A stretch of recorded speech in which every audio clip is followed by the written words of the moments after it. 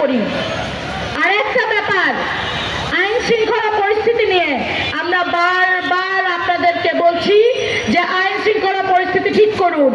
বাংলাদেশে 17 বছর ফ্যাসিজমের পরে একটা আসন্ন নির্বাচনে বাংলাদেশের মানুষ খুব আশা ভরসার সাথে তাকিয়ে আছে। তারা বহু বছর পরে, আমার মতো বহু মানুষ আছে জীবনে প্রথমবার ভোট দিবে,